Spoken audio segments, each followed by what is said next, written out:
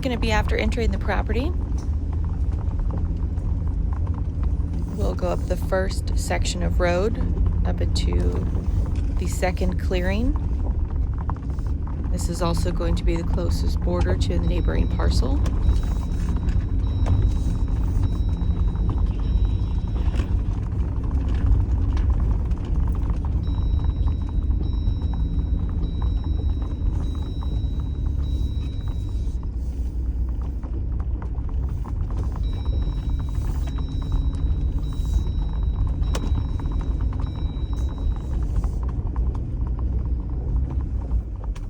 I'm going to keep pulling off in little sections.